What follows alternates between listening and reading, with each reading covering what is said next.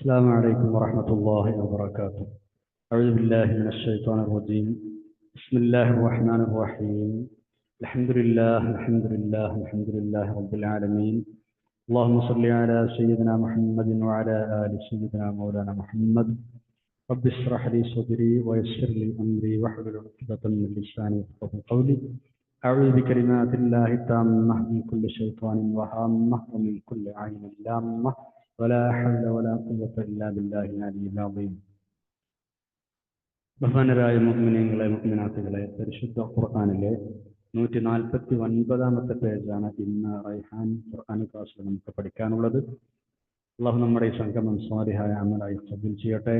നമ്മൾ ദുആ ചെയ്യാൻ കടപ്പെട്ട എല്ലാവർക്കും, പ്രത്യേകിച്ച് മാതാപിതാക്കൾ, ഉസ്താദന്മാർ, മുഫസ്സിരീങ്ങൾ, പണ്ഡിതന്മാർ, ഈ ക്ലാസ് കേൾക്കുന്നവർ, പിന്നീട് റെഫർ ചെയ്യുന്നവർ, പിന്നീട് അധ്വാനിക്കുന്നവർ, നമുക്ക് ഭക്ഷണം തന്നവർ, സ്നേഹിച്ചവർ, സഹായിച്ചവർ, എല്ലാവർക്കും അള്ളാഹു തആല രണ്ട് ലോകത്തും ഖൈർ പ്രദാനം ചെയ്യട്ടെ. ആമീൻ യാ റബ്ബൽ ആലമീൻ. നമ്മൾ ആദ്യമായി 149-ാം പേജിന്റെ പാരായണമാണ് നിർവഹിക്കുന്നത്. അഊദു ബില്ലാഹി മിനശ് ശൈത്വാനിർ റജീം. ബിസ്മില്ലാഹിർ റഹ്മാനിർ റഹീം. വലാ തഖറബൂ മാലൽ യതീമി ഇല്ലാ ബില്ലതീ ഹിയ അഹ്സനു ഹത്താ യബ്ലുഗ അശുദ്ദഹു وأوفوا الكيل والميزان بالقسط لا نكلف نفسا إلا وسعها وإذا قلتم فاعدلوا ولو كان ذا قربى وبعهد الله أوفوا ذلكم وصاكم به لعلكم تذكرون وأن هذا صراطي مستقيما فاتبعوه ولا تتبعوا السبل فتفرق بكم عن سبيله ذلكم وصاكم به لعلكم تتقون ثم آتينا موسى الكتاب تماما على الذي أحسن وتفصيلا لكل شيء وهدى ورحمة لعلهم بلقاء ربهم يؤمنون وهذا كتاب أنزلناه مبارك فاتبعوه واتقوا لعلكم ترحمون أن تقولوا إنما أنزل الكتاب على طائفتين من قبلنا وإن كنا عن دراستهم لغافلين أو تقولوا لو أنا أنزل علينا الكتاب لكنا أهدى منهم فقد جاءكم بينة من ربكم وهدى ورحمة ومن أظلم ممن كذب بآيات الله وصدف عنها سنجزي الذين يصدفون عن آياتنا سوء العذاب بما كانوا يصدفون. صدق الله العلي العظيم. സൂറത്തുൽ അൻആമിലെ 152 മുതൽ 157 വരെയുള്ള 6 ആയത്തുകളാണ് ഓതി വെച്ചത്. പരിശുദ്ധ ഖുർആനിലെ 8-ാമത്തെ ജുസ്ഇൽ 149-ാം പേജ്. സ്വന്തം ഇഷ്ടങ്ങൾക്കനുസരിച്ച് ഹലാല്, ഹറാമ് തുടങ്ങിയ മതനിയമങ്ങൾ മുശ്രിക്കുകളും മറ്റും ഉണ്ടാക്കിയിരുന്നു. അങ്ങനെ സ്വന്തം താല്പര്യപ്രകാരം മതനിയമങ്ങൾ ഉണ്ടാക്കാൻ മനുഷ്യർക്ക് അവകാശമില്ല എന്നൊക്കെ വ്യക്തമാക്കി പറഞ്ഞ ശേഷം ഏതൊക്കെയാണ് നിഷിദ്ധം, ഏതൊക്കെയാണ് അനുവദനീയം എന്നെല്ലാം അല്ലാഹു തആല നിശ്ചയിച്ചു തന്നിട്ടുണ്ട് എന്ന് പറഞ്ഞ് അത് ഓരോന്നോരോന്നായി വിവരിച്ചു തരികയായിരുന്നു അല്ലാഹു തആല കഴിഞ്ഞ പേജിൽ അവസാനത്തെ ആയത്തിൽ 151 ചെയ്തത്. 5 കാര്യങ്ങളാണ് അവിടെ നമ്മൾ എണ്ണി പറഞ്ഞത്. ഇനി 152-ലും 153-ലും 6-ാം കാര്യം മുതലുള്ളത് എണ്ണി പറയുകയാണ്. ഈ ആയത്തിന്റെ അർത്ഥം പറഞ്ഞിട്ട് ഇൻഷാ അല്ലാഹ് നമുക്കത് ഓരോന്നും വിശദീകരിക്കാം. നോക്കൂ, 152-ാമത്തെ ആയത്ത്. ബിസ്മില്ലാഹിർ റഹ്മാനിർ റഹീം. വലാ തഖറബൂ മാലൽ യതീമി ഇല്ലാ ബില്ലതീ ഹിയ അഹ്സനു ഹത്താ യബ്ലുഗ അശുദ്ദഹു വഔഫുൽ കൈല വൽ മീസാന ബിൽ ഖിസ്ത് ലാ നുകല്ലിഫു നഫ്സൻ ഇല്ലാ വസ്അഹാ വഇദാ ഖുൽതും ഫഅദിലൂ വലൗ കാന ദാ ഖുർബാ വബിഅഹ്ദില്ലാഹി ഔഫൂ ദാലികും വസ്വാകും ബിഹി ലഅല്ലകും തദക്കറൂൻ. വലാ തഖറബൂ, നിങ്ങൾ സമീപിക്കരുത്, മാലൽ യതീമി, യതീമിന്റെ മുതല്, ഇല്ലാ ബില്ലത്തി ഹിയ അഹ്സനു, ഏറ്റവും നല്ല നിലക്കല്ലാതെ, ഹത്താ യബ്ലുഗ അശുദ്ധ, അവന് പ്രായം ചെയ്യുന്നത് വരെ. യതീമായ ആൾക്ക്, അനാഥ കുട്ടിക്ക് പ്രായം തികയുന്നത് വരെ ഏറ്റവും നല്ല നിലക്കല്ലാതെ അവരുടെ സമ്പത്തിനെ നിങ്ങൾ സമീപിച്ചു പോകരുത്. അവനെയും അവന്റെ മുതലും നിങ്ങൾ നല്ല നിലക്ക് സംരക്ഷിക്കണമെന്നർത്ഥം. പിന്നെയോ അടുത്ത കാര്യം, വൗഫുൽ കൈല, നിങ്ങൾ അളത്തം പൂർത്തിയാക്കണമേ. വൽ മീസാന, തൂക്കവും, ബിൽ ഖിസ്തി, നീതിപൂർവം, അളവും തൂക്കവും നീതിപൂർവം നിങ്ങൾ പൂർത്തിയാക്കണം. കൈല് എന്ന് പറഞ്ഞാൽ അളവ്, മീസാൻ എന്ന് പറഞ്ഞാൽ തൂക്കം, ഖിസ്ത് എന്ന് പറഞ്ഞാൽ നീതിപൂർവം. ലാ നുകല്ലിഫു നഫ്സൻ ഇല്ലാ ഉസ്അഹ, ഒരാളോടും അയാളുടെ കഴിവിനപ്പുറം ചെയ്യാൻ നമ്മൾ കൽപ്പിക്കുകയില്ല, ആരെയും നമ്മൾ നിർബന്ധിക്കുകയില്ല. അയാളുടെ കഴിവിനപ്പുറം ചെയ്യാൻ കഴിയുന്നത് അല്ലാതെ ഒരാളോടും അയാളുടെ കഴിവിനപ്പുറം ചെയ്യാൻ നമ്മൾ കൽപ്പിക്കുകയില്ല. എന്ന് പറഞ്ഞാൽ കഴിവ് എന്നർത്ഥം. ഇനി അടുത്ത കാര്യം പറയുന്നു, വൈദാഖുൽതും, നിങ്ങൾ സംസാരിക്കുകയാണെങ്കിൽ, ഫഅദിലു, നിങ്ങൾ നന്മ പുലർത്തണം, നീതി പുലർത്തണം. നന്മയല്ല, ഫഅദിലു, നിങ്ങൾ നീതി പുലർത്തണം. വലൗ കാന ദാ ഖുർബ, അത് അടുത്ത ബന്ധുവായാലും ശരി, നിങ്ങൾ സംസാരിക്കുന്ന അടുത്ത ബന്ധുവിനോടായാലും എന്ത് കാര്യങ്ങളായാലും കുടുംബക്കാരായാലും വേണ്ടപ്പെട്ടവരായാലും നീതിപൂർവകമായിരിക്കണം നിങ്ങളുടെ സംസാരങ്ങളും ഇടപെടലുകളും ഒക്കെ. പിന്നെയോ അബിഅഹദില്ലാഹി ഔഫു, അള്ളാഹുമായുള്ള പ്രതിജ്ഞ, ഉടമ്പടി നിങ്ങൾ പൂർത്തിയാക്കണം. ദാലിക്കും, ഇതൊക്കെ വസ്സാക്കും ബിഹി, അള്ളാഹു തആല നിങ്ങളുടെ വസിയ്യത്ത് ചെയ്ത് പറയുകയാണ്, അവൻ നിങ്ങൾക്ക് നൽകുന്ന സതുപദേശമാണ്. ലഅല്ലക്കും തദക്കറൂൻ, നിങ്ങൾ ചിന്തിക്കാൻ വേണ്ടി. ഓരോന്നും നമുക്ക് വിശദീകരിക്കാം. ആറാമതായി പറയുന്ന കാര്യം, 5 കാര്യങ്ങൾ നമ്മൾ കഴിഞ്ഞ പേജിൽ പറഞ്ഞു വെച്ചു അല്ലേ. ആറാമതായി പറയുന്ന കാര്യം, വലാ തഖ്റബൂ മാലൽ യതീമി ഇല്ലാ ബില്ലതി ഹിയ അഹ്സൻ, പ്രായപൂർത്തി എത്തുന്നത് വരെ അനാഥക്കുട്ടിയുടെ ധനം ഏറ്റവും നല്ല വഴിക്കല്ലാതെ നിങ്ങൾ കൈകാര്യം ചെയ്യരുത്, ഏറ്റവും നല്ല രൂപത്തിലല്ലാതെ സമീപിക്കരുത്. അനാഥകളുടെ സ്വത്ത് കൈകാര്യം ചെയ്യുന്നത് നല്ലോണം ശ്രദ്ധിക്കണം എന്നർത്ഥം. ആ സ്വത്ത് ദുർവിനിയോഗം ചെയ്യുന്നത് വലിയ തെറ്റാണ്. ഗുണകാംക്ഷയോടെയോ സതുദ്ദേശപരമോ അല്ലാതെ ആ മുതല് നിങ്ങൾ സമീപിക്കുകയോ ക്രയവിക്രയം ചെയ്യുകയോ ചെയ്യരുത്. ഇവിടെ അനാഥയുടെ മുതൽ നിങ്ങൾ തിന്നരുതെന്നോ ആക്രമിക്കരുതെന്നോ പിടിച്ചു പറിക്കരുതെന്നോ ഒന്നും പറയാതെ ഏറ്റവും നല്ല മാർഗത്തിലൂടെ മാത്രമേ അതിനെ സമീപിക്കാവൂ എന്നാണ് പറഞ്ഞത്. അള്ളാഹു ആ സ്വത്തിന് എത്രമാത്രം വിലയാണ് നൽകിയതെന്ന് നമ്മൾ ആലോചിക്കണം. ആ സ്വത്ത് കൈകാര്യം ചെയ്യുമ്പോൾ യതീമിന് വല്ല ഗുണമുണ്ടോ എന്ന് നോക്കിയാലും പോരാ, ഏറ്റവും നല്ലത് ഏതാണ് എന്ന് നോക്കിയിട്ട് അത് തന്നെ ചെയ്യണം. അതിന് ഹാനികരമാകും നിങ്ങളുടെ ഭാഗത്ത് ഉണ്ടാവരുത്. ഹാനി പറയുന്നത് അനാഥകളുടെ ധനം, മാലുൽ യതീം, പരിശുദ്ധ ഖുർആൻ പലയിടത്തും പറഞ്ഞ വിഷയമാണ്. സൂറത്തുൻ നിസായിൽ നമ്മളത് പഠിച്ചിട്ടുണ്ട്.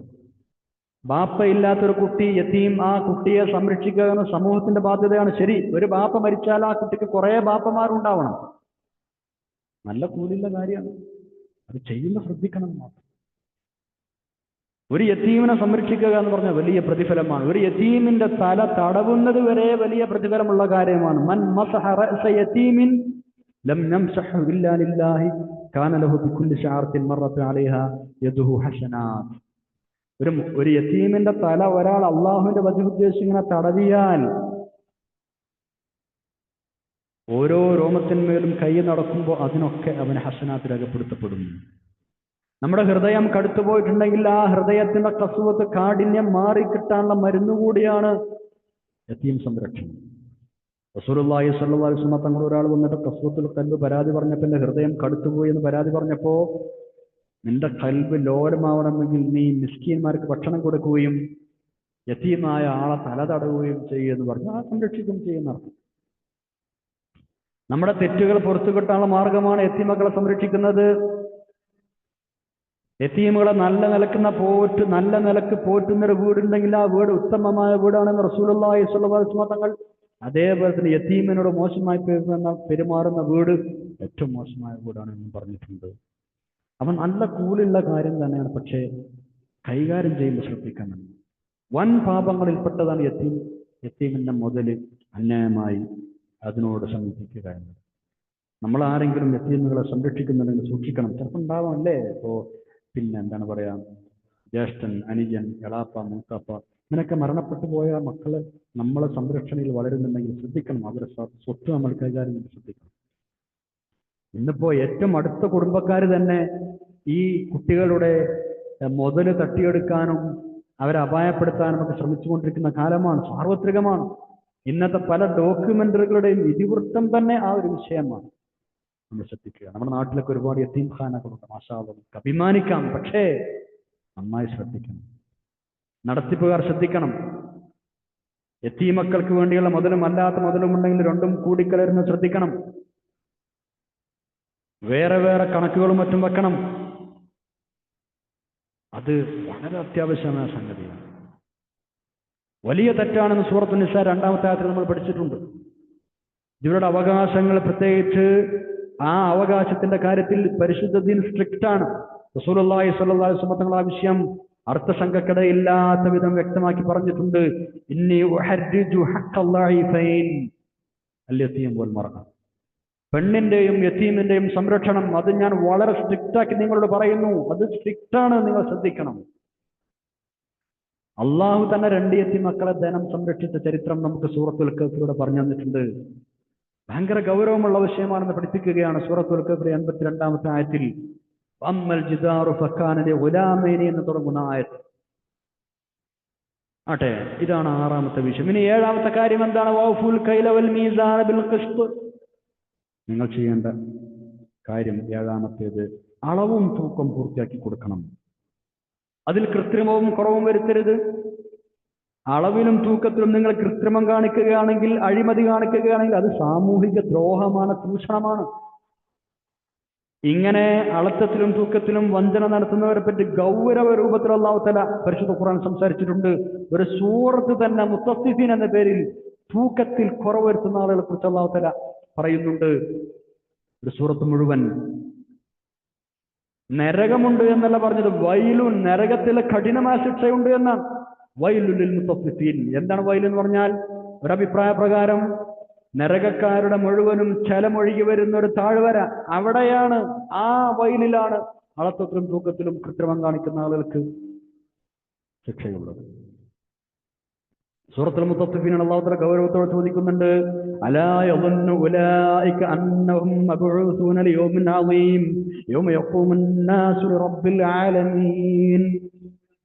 ഇങ്ങനെ അളത്തത്തിലും തൂക്കത്തിലും കൃത്രിമം നടക്കുന്ന ആളുകൾക്ക് റബ്ബിന്റെ മുമ്പിൽ നാളെ ചെന്ന് നിൽക്കണമെന്ന ബോധമില്ലേ എന്നാണ് സൂറത്തുൽ മുത്തഫിഫീൻ 4, 5, 6 നമുക്ക് ചോദിക്കുന്നത്.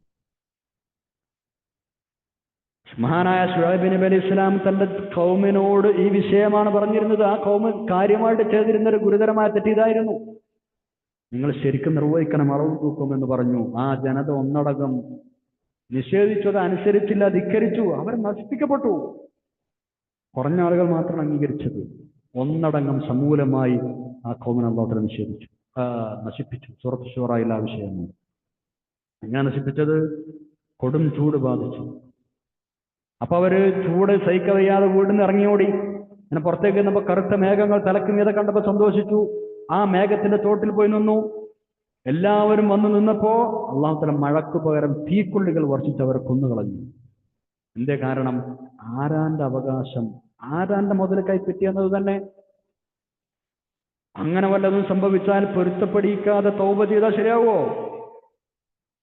ഇത് ചെയ്യുന്ന ആളുകൾ ഗൗരവപൂർവ്വം ശ്രദ്ധിക്കുന്ന വിഷയമല്ലാതെ. നമ്മുടെ കൂട്ടത്തിൽ കച്ചവടക്കാരനെ ശ്രദ്ധിക്കുക. ഇത്തരം കാര്യങ്ങൾ കൈകാര്യം ചെയ്യുമ്പോൾ നല്ല തുലാസ് തന്നെ ഉപയോഗിക്കണം. സൂറത്ത് ഇസ്രായേൽ 35 പറഞ്ഞ പോലെ വൗഫുൽ കൈല ഇദാ കിൽതും വസ്നു ബിൽ ഖിസ്താസിൽ മുസ്തഖീം. നല്ല മുസ്തഖീമായ ഖിസ്താസ്, നല്ല തുലാസ് ഉപയോഗിക്കണം. ശരി, തുലാസൊക്കെ മുന്തിയത് തന്നെ. പക്ഷേ സാധനം തൂക്കം കൂടാൻ വേണ്ടി കുറെ ചെപ്പടി വിദ്യകൾ നടത്തുന്ന ആളുകൾ നമ്മുടെ നാട്ടിലുണ്ട്, നമ്മുടെ സമൂഹത്തിലുണ്ട്. തുലാസിന്റെ അടിയിൽ എന്തെങ്കിലും കൊട്ടിച്ചു വെക്കുക, ആളുകൾ അറിയാത്ത വിധം. സ്വർണം തൂക്കുന്ന തുലാസിലേക്ക് എയർ കടത്തിവിടുക. ഇറച്ചി വിൽക്കാൻ വെക്കുന്ന ആള് ഇറച്ചി തൂക്കുന്നതിന് മുമ്പായിട്ട് ആ വെള്ളത്തിൽ, ആ ഇറച്ചിയിലൂടെ ഇങ്ങനെ വെള്ളം ഒഴിക്കുക. എന്താ? നനഞ്ഞ എന്ത് സാധനം തൂക്കം കൂടൂലേ? അതൊക്കെ നമ്മുടെ നാട്ടിൽ നടക്കുന്ന സംഗതികളാണ്. അതുപോലെ തന്നെ എന്ത് സാധനങ്ങൾ വാങ്ങിയാലും അതിൽ വേറെ കുറച്ച് ഐറ്റംസ് ഉണ്ടാകും. ഉള്ളി വാങ്ങിയാൽ തൊലിയാണ് കൂടുതൽ, പയറ് വാങ്ങിയാൽ കല്ലാണ് കൂടുതൽ. അത് അതേപോലത്തെ കല്ല്, അതാണ് അത്ഭുതം. പയറിന്റെ അതേ ഷേപ്പിലുള്ള കല്ല്. അരി, പ്ലാസ്റ്റിക്കിന്റെ അരി അതേപോലെ അതേ ഷേപ്പ്, ഒന്നാന്തരം പ്ലാസ്റ്റിക് ബസ്മതി. ഒറിജിനൽ ഏതാണെന്ന് അറിയില്ല, അല്ലാത്ത ഏതാണെന്ന് അറിയില്ല. എന്തൊരു കാലഘട്ടമാണ് അല്ലേ! എന്തൊരു പറ്റിക്കൽസാണ് എല്ലാവർക്കും നടക്കുന്നത്. ഒരേ സാധനം ഒരേ അളവിൽ വേറെ വേറെ കടയിൽ നിന്ന് വാങ്ങിയാൽ അതിന് തൂക്കത്തിൽ വ്യത്യാസം. എങ്ങനെ സംഭവിക്കണം? നമ്മൾ ശ്രദ്ധിക്കാം. കച്ചവടക്കാരോട് പ്രത്യേകം ശ്രദ്ധിക്കാം. കുറച്ചധികം അങ്ങോട്ട് ഇട്ട് കൊടുക്കുക. നമ്മളത് കുറച്ചങ്ങോട്ട് പോയാലും ആരാണ്ടതൊന്നും നമുക്ക് വേണ്ട എന്ന തിയറിയാണ് നമ്മൾ സ്വീകരിക്കേണ്ടത്. റസൂലുള്ളാഹി സ്വല്ലല്ലാഹു അലൈഹി വസല്ലം ഹദീസിൽ വ്യക്തമായ ആ വിഷയം പറഞ്ഞിട്ടുണ്ട്. ഇദാ വസൻതും ഫഅർജിഹു, നിങ്ങൾ തൂക്കി കൊടുക്കുകയാണെങ്കിൽ കുറച്ചധികത്തേക്ക്. എന്തെങ്കിലുമൊക്കെ പാളിച്ചകൾ വരാൻ സാധ്യതയുണ്ടല്ലോ, അങ്ങനെ തരണ്ട, കുറച്ചാണ് അധികം കൊടുക്കുക. അപ്പൊ അളവും തൂക്കത്തിലും നിങ്ങൾ കൃത്യത പാലിക്കണം. ഈ അളവും തൂക്കം എന്ന് പൊതുവേ പറയണം. അതുപോലെ വഞ്ചനാപരമായി കച്ചവടം നടത്തുന്ന എല്ലാ വിഷയവും ഇതിന്റെ ഉള്ളിൽ പെട്ടു. കളറടിക്കുക, എന്നിട്ട് ചൈനൻ്റെത് ജപ്പാൻ്റെതാന്ന് പറഞ്ഞിട്ട് വിൽക്കുക, കളറും പെയിന്റൊക്കെ അടിച്ചിട്ട് ഉഷാറാക്കുക, മോഡിഫൈ ചെയ്ത് കുട്ടപ്പനാക്കുക. 2 ദിവസം കൊണ്ട് ആ സാധനം പൊട്ടിപ്പോകും. വാങ്ങിയ ആള് മാനക്കട ഓർത്ത് പുറത്ത് പറയില്ല, നാണക്കടല്ലേ. നമ്മൾ ശ്രദ്ധിക്കുക. അല്ലാഹു തൗഫീഖ് തരട്ടെ. വന്നു പോയതിന് ശരിക്ക് തൗബ ചെയ്ത് മടങ്ങുക. ഇതിന് തൗബ ചെയ്യാൻ വലിയ പ്രയാസമാണ്. കാരണം ആൾക്കാർ മുതൽ ആരെടുത്തും അത് അന്യായമായി കൈപ്പറ്റിയെന്ന് അറിയില്ലെങ്കിൽ എങ്ങനെയാണ് പെട്ടുപിടിക്കുക? ഗുരുതരമാണ് വിഷയം. എങ്ങനെയെങ്കിലും പോരുന്നതും പോരട്ടെ എന്ന് പറഞ്ഞിട്ട് ഹറാമും ഹലാലും നോക്കാതെ ആരാണ്ടത് വലിച്ച് കയറ്റരുത് നമ്മൾ. അള്ളാഹു നമുക്ക് നല്ല ബോധം തരട്ടെ. ആയത്തിന്റെ അടുത്ത ഭാഗം നോക്കാം. ലാ നുകല്ലിഫു നഫ്സൻ ഇല്ലാ വസ്അഹാ.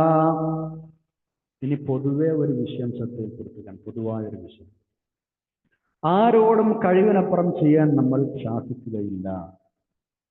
അത് ഇതിനോട് ചേർത്ത് പറഞ്ഞ എന്തിനാണെന്നറിയോ? എത്ര സൂക്ഷിച്ചാലും ചിലപ്പോ ഇടപാടുകളിലൊക്കെ എന്തെങ്കിലുമൊക്കെ ഒരു പാളിച്ച, പൂർണ്ണമായി കൃത്യത പാലിക്കാൻ മനുഷ്യന്മാരായ നിങ്ങൾക്ക് കഴിഞ്ഞോണമെന്നില്ല. സാറില്ല, അത് അള്ളാഹ്ക്ക് അറിയാം. അതുകൊണ്ടാണ് ഇവിടെ തന്നെ പറഞ്ഞത്, നിങ്ങൾ കഴിയുന്നത്ര സൂക്ഷിച്ചിട്ട് പിന്നെയും എന്തെങ്കിലും ക്രമക്കേട് വരികയാണെങ്കിൽ സാറില്ല, അള്ളാഹ് പുറത്തു വരും. നിങ്ങൾ പരമാവധി ശ്രദ്ധിച്ചാൽ മതി. കഴിയുന്നതേ പറയുകയുള്ളൂ. പരമാവധി കഴിയും പോലെ കാര്യങ്ങൾ ചെയ്യുക. മനഃപൂർവ്വമല്ലാതെ അളവിലോ തൂക്കത്തിലോ 1 2 മണി അങ്ങോട്ടും ഇങ്ങോട്ടൊക്കെ കൂടാലോ, സാരല്ല. എല്ലാ വിഷയത്തിലും ഇങ്ങനെ തന്നെയാണ്. കഴിയാത്തത് റബ്ബ് നമ്മളോട് പറഞ്ഞിട്ടില്ല. നമ്മൾ അടിവരയിട്ട് മനസ്സിലാക്കേണ്ട വിഷയമാണ്. ആരാധനകളാവട്ടെ, ഇടപാടുകളാവട്ടെ, മറ്റു നമ്മുടെ ആചാരാനുഷ്ഠാനങ്ങളാവട്ടെ, നമ്മളോട് കഴിയാത്ത പുറത്തു പറഞ്ഞിട്ടില്ല. ഞങ്ങൾക്ക് കഴിയാത്തത് കൊണ്ടാണ് അത് ചെയ്യാത്തത് എന്ന് പറഞ്ഞ് ന്യായീകരിക്കുന്ന ചില ആളുകളെ കാണാം, കേൾക്കാം. അങ്ങനെ ചില ആളുകൾ പറഞ്ഞേക്കാം. അതിന് കാലേക്കൂട്ടി റബ്ബ് മറുപടി പറയാണ്, നിങ്ങൾക്ക് കഴിയാത്തത് ഞങ്ങളോട് പറഞ്ഞിട്ടില്ല. അള്ളല്ല നമ്മളെ ഉണ്ടാക്കി ഇങ്ങോട്ട് വിട്ടത്. അപ്പൊ അള്ളാഹ്ക്കറിയാം നമുക്ക് കഴിയുന്നത് ഏതാണ്, കഴിയാത്തത് കഴിയുന്നത് പറഞ്ഞിട്ടുണ്ട്. ഇബാദത്തുകൾ കാര്യം നോക്കൂ. 5 ഫർള് നിസ്കാരമല്ലേ ഉള്ളൂ. അതെന്നെ നിസ്കരിക്കുമ്പോൾ വളരെ പെട്ടെന്ന് നിസ്കാരം തീർക്കാറോ. ചെറിയ ഒരൊറ്റ ഫാത്തിഹ മാത്രമേ നിർബന്ധമുള്ളൂ. അൽബക്കറ ഓതണമെന്ന് പറഞ്ഞിട്ടില്ല, നിർബന്ധമാണെന്ന് പറഞ്ഞിട്ടില്ല. നിങ്ങൾക്ക് അസുഖമാണോ, പിന്നെ നിസ്കരിച്ചാൽ മതി എന്നാ പറഞ്ഞത്. നിൽക്കാൻ വയ്യേ, ഇരുന്നിട്ട് നിസ്കരിച്ചാൽ മതി. ഇരിക്കാനും വയ്യേ, കിടന്ന് നിസ്കരിച്ചോളൂ. ബാങ്കൻ കൊടുത്ത നിസ്കാരത്തിന് സമയമായ പെട്ടെന്ന് അരമണിക്കൂറിനുള്ളിൽ തീർക്കാമെന്ന് പറഞ്ഞോ? ഇല്ല, വിശാലമായ സമയം തന്നു. നിസ്കരിക്കാൻ പള്ളിയിൽ തന്നെ പോകണമെന്ന് പറഞ്ഞോ? ഇല്ല, എവിടെ വെച്ച് നിസ്കരിക്കാം. ഭൂമി മുഴുവൻ ശുദ്ധമായ സ്ഥലം എന്നെ സൗകര്യം ചെയ്തു തന്നു. ആ നിസ്കാരത്തിന്റെ കാര്യം. ഇനി നോമ്പിന്റെ കാര്യം നോക്കൂ. കൊല്ലം മുഴുവനും നോമ്പ് നോൽക്കാമെന്ന് പറഞ്ഞോ? ഇല്ല. എല്ലാ മാസവും നോമ്പ് നോൽക്കണമെന്ന് പറഞ്ഞിട്ടില്ല. 2 മാസം നോൽക്കണമെന്ന് പറഞ്ഞോ? അതും പറഞ്ഞിട്ടില്ല. ഇനി റമദാൻ മാസത്തിൽ തന്നെ നോമ്പ് നോൽക്കാൻ കഴിയാത്ത ആളുകൾ അതൊന്നും പറഞ്ഞാൽ പറ്റില്ല. അപ്പൊ തന്നെ നോറ്റുപെടണമെന്ന് പറഞ്ഞാൽ ഇല്ല, നിങ്ങൾ പിന്നെ നോറ്റ് കൂട്ടിയാൽ മതി എന്ന് പറഞ്ഞു. സക്കാത്തിന്റെ കാര്യം നോക്കൂ. നിങ്ങൾ മുഴുവൻ മുതലും കൊടുക്കണമെന്ന് പറഞ്ഞോ? ഇല്ല. 3/4 ഭാഗം കൊടുക്കണമെന്ന് പറഞ്ഞോ? ഇല്ല. പകുതി കൊടുക്കണമെന്ന് പറഞ്ഞോ? അതും ഇല്ല. 1/4 ഭാഗം കൊടുക്കണമെന്ന് പറഞ്ഞോ? ഇല്ല. 2.5% മാത്രം അല്ലേ? വേറെയും കണക്കുകളുണ്ട്. ഉദാഹരണത്തിനൊന്ന് പറഞ്ഞെന്ന് മാത്രം. എല്ലാ മാസവും കൊടുക്കാമെന്ന് പറഞ്ഞോ? കൊല്ലത്തിലൊരിക്കൽ കൊടുത്താൽ മതി. വേറെയും വകുപ്പുകളുണ്ട്. ഉദാഹരണത്തിന് ഒന്നും പറഞ്ഞു എന്ന് മാത്രം. എല്ലാവരും കടം വാങ്ങിയിട്ട് ഹജ്ജിന് പോകണമെന്ന് പറഞ്ഞോ? പറഞ്ഞില്ല എന്ന് മാത്രമല്ല, കടമുള്ളവർ കടക്കാരന്റെ പൊരുത്തല്ലാതെ പോകരുതെന്ന് പറഞ്ഞു. കടം പൊറ്റിയിട്ടേ ഇറങ്ങാൻ പാടുന്നു, അല്ലേ? അല്ലെങ്കിൽ പിന്നെ പൊരുത്തം വാങ്ങണം, അല്ലെങ്കിൽ എന്റെ സംവിധാനം ചെയ്യുക. ഇന്നിപ്പോ കൊല്ലം ആളുകൾ പോവുകയാണ്. സക്കാത്ത് കൊടുക്കാനോ നിർബന്ധ ബാധ്യതകൾ കൂട്ടാനോ ഒന്നും ശ്രമിക്കണില്ല.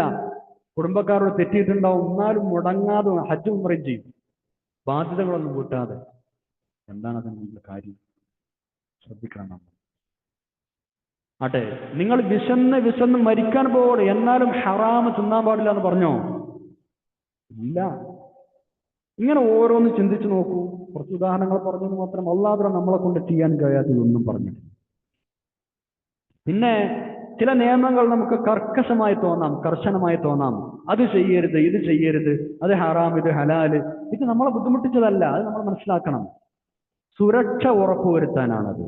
ഇത്തരം ചില നിയന്ത്രണങ്ങൾ ഇല്ലെങ്കിൽ മനുഷ്യന് ജീവിക്കാൻ കഴിയോ? ആകെ കുഴപ്പമാവൂലേ, ഫസാദ് ഉണ്ടാവില്ല ഇവിടെ. അങ്ങനെ കുഴപ്പത്തിൽ ചാടാതിരിക്കാനാണ് അള്ളാഹു നമുക്ക് ഇത്തരം ചില നിയമങ്ങളും നിർദ്ദേശങ്ങളും വെച്ചു തന്നത്. ഒരു യൂസേഴ്സ് മാനുവൽ ഉണ്ടാക്കി തന്നത്. ഇത് ചെയ്യരുത്, ഇതിന്നത് ചെയ്യാമെന്നൊക്കെ പറഞ്ഞ് ഒരു യൂസേഴ്സ് മാനുവൽ ഉണ്ടാക്കി തന്നു. അല്ല, ഏത് പ്രൊഡക്റ്റും അത് ഉണ്ടാക്കി മാർക്കറ്റിൽ ഇറക്കുമ്പോൾ അതിന്റെ കമ്പനി അതിനൊരു മാനുവൽ ഉണ്ടാക്കും. ആ മാനുവൽ അനുസരിച്ച് പ്രവർത്തിച്ചാലാണ് ആ ഉപകരണം ശരിയായി പ്രവർത്തിക്കുക. ഞാൻ ആ മാനുവലൊന്നും അംഗീകരിക്കൂല, ഞാൻ വേറെ മാനുവൽ ഉണ്ടാക്കിയിട്ട് അതാണ് ചെയ്യാന്ന് പറഞ്ഞാൽ ആ ഉപകരണം കേടിയറില്ലേ? അതാണ് ചില സംവിധാനങ്ങൾക്ക് വേണ്ടി, നമ്മുടെ ജീവിതം സുരക്ഷിതമാകാൻ വേണ്ടി ചില നിയമങ്ങൾ അവതരിപ്പിച്ചിട്ടുണ്ട്. നമ്മൾ ഉദാഹരണമായി നോക്കുക, ഒരു ട്രാൻസ്ഫോർമർ, ഹൈ വോൾട്ടേജ് പാസ് ചെയ്യുന്ന ട്രാൻസ്ഫോർമറുകൾക്ക് മുമ്പിൽ ഡേഞ്ചർ എന്നൊരു ബോർഡ് ഒരാൾ വെച്ചിട്ടുണ്ടെങ്കിൽ ആ വെച്ച ആളെ നമ്മൾ ചീത്ത പറയോ? ഇതാരാ വെച്ചതെന്ന് ചോദിച്ച് പ്രശ്നം ഉണ്ടാക്കുമോ? അത് വെച്ച ആളോട് നന്ദി പറയാൻ നമ്മൾ ചെയ്യുക. കാരണം എന്താ? ഡേഞ്ചർ ആണെന്ന് നമുക്ക് പഠിപ്പിച്ചൊന്നും ഇതാ, നമ്മുടെ ഡേഞ്ചർ ആണെന്ന് അറിയാം. റോഡിൽ പണി നടക്കുകയാണ്, വലിയ കുഴി വെട്ടിയിട്ടുണ്ട്. ആ കുഴി വെട്ടിയതിന്റെ അടുത്ത് പിന്നെ സൈൻ ബോർഡ് വെച്ചു, ഡീപ്പ് എക്സ്കവേഷൻ. അത് വെച്ചാൽ നമ്മൾ ചീത്ത പറയോ? ഇല്ലല്ലോ. അങ്ങനെ എഴുതി വെക്കാതിരുന്നാലാണ് അയാളെ നമ്മൾ കുറ്റപ്പെടുത്തുക. ഇത് വലിയ സേഫ്റ്റി വയലേഷനായി പരിഗണിക്കപ്പെടും. അപ്പൊ ഇത്തരം ചില മാനുവൽ, ഇത്തരം ചില നിയമങ്ങൾ, ഇന്നത് ഹറാം, അവിടെ പോകരുത്, ഇത് ചെയ്യരുത്, ഇത് അള്ളാഹു നമുക്ക് പഠിപ്പിച്ചു തന്നത്, നിയമങ്ങളായി വെച്ചു തന്നത് നമ്മളുടെ ജീവിതം ചിട്ടപ്പെടുത്താനും അത് സുരക്ഷിതമാക്കാനും വേണ്ടി തന്നെയാണ്. നമ്മൾ ആദ്യം മനസ്സിലാക്കണം. ഇതൊന്നും സ്വാതന്ത്ര്യത്തിനോ അല്ലെങ്കിൽ ഹ്യൂമൻ റൈറ്റ്സിനോ മേലുള്ള കടന്നുകയറ്റമല്ല, സുരക്ഷ ഉറപ്പുവരുത്തുകയാണ്. സ്ത്രീയുടെ വിഷയം അങ്ങനെ തന്നെയാണ്. ഇന്നത്തെ കാലത്ത് ആൾക്കാർ കാര്യമായിട്ട് പറയുന്നത് അതൊക്കെയാണല്ലോ. ഹിജാബൊക്കെ ഇട്ടിട്ട് നടന്നാൽ, ഹിജാബ് ഇട്ട് നടക്കണം അല്ലെങ്കിൽ ശരീരം മറച്ചു നടക്കണം എന്ന് പറയുന്നത് ചെയ്യാൻ കഴിയാത്തത് കൽപ്പിച്ചതല്ല. കറുത്ത ചാക്കിൽ പൊതിയലാണ് അതൊക്കെ അല്ല. അത് ഇട്ടവർക്ക് അതിന്റെ സംതൃപ്തി അറിയാം, അത് ശീലിച്ചവർക്ക് അതിന്റെ സേഫ്റ്റി അറിയാം. ഫീലിംഗ് സേഫ് എന്നാണ് അവർ പറയുക. എല്ലാം പുറത്തു കാണിച്ച് നടക്കുന്നവർക്ക് അതിന്റെ ബുദ്ധിമുട്ട് അറിയാം. നാണോ മാനം ഉള്ളവർക്ക്, അതില്ലാത്തവരെ കുറിച്ച് വർത്താനല്ല.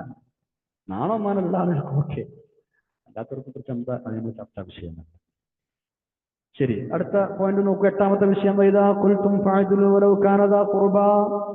എന്തു പറയുമ്പോഴും നിങ്ങൾ നീതി പാലിക്കണേ. സംസാരിക്കുമ്പോഴും വിധി പറയുമ്പോഴും സാക്ഷി പറയുമ്പോഴും നീതി പാലിക്കണം. അത് സ്വന്തം ബന്ധുക്കളോട് കാര്യത്തിനാണെങ്കിലും, സ്വന്തം ബന്ധുക്കളുടെ നേട്ടത്തിനു വേണ്ടിയാണെങ്കിലും അനീതി പറയുകയോ ചെയ്യുകയോ നിങ്ങൾ ചെയ്യാൻ പാടില്ല. ഇത്തരം വിഷയങ്ങളിൽ സ്വന്തക്കാരെന്നോ ബന്ധക്കാരെന്നോ ഒരു വ്യത്യാസവും കാണിക്കരുത്. സൂറത്ത് നിസാ 35, സൂറത്ത് മാഇദ 9 ഈ ആയത്ത് നമ്മൾ ഈ വിഷയം നമ്മൾ ആയത്തുകൾ പഠിച്ചിരുന്നു. അതുപോലെ തന്നെ സത്യം പറയുക, അതിനനുസരിച്ച് പ്രവർത്തിക്കുക, ഇതൊക്കെ സമൂഹത്തിലെ സുരക്ഷിതത്വം ഉറപ്പുവരുത്താൻ അനിവാര്യ ഘടകങ്ങളാണ്. ഇത്തരം കാര്യങ്ങളൊക്കെയാണ് അള്ളാഹു നമ്മൾ അനുശാസിക്കുന്നത്. ഇന്നിപ്പോൾ ഇത് സാർവത്രികമായി നടക്കുന്ന വിഷയമാണ്. സ്വന്തക്കാരാണെങ്കിൽ പിന്നെ വഴിവിട്ട സഹായം, സ്വജനപക്ഷപാതം ഔദ്യോഗിക തലങ്ങളിൽ വരെ സാർവത്രികമാണ്. ചെയ്യാൻ പാടില്ല എന്നാണ് അള്ളാഹു തആല പറയുന്നത്. നീതി പാലിക്കണം. സ്വന്തക്കാർ ബന്ധക്കാർ അതൊക്കെ മറ്റൊരു വിഷയം. നീതി എന്താണോ അതാണ് നിങ്ങൾ പാലിക്കേണ്ടത്. സംസാരം എന്ന് പറഞ്ഞാൽ വൈദാ ഖുൽതും, നിങ്ങൾ പറയുകയാണെങ്കിൽ സംസാരിക്കുകയാണെന്ന് പറഞ്ഞാൽ എല്ലാ വിഷയം പെട്ടു.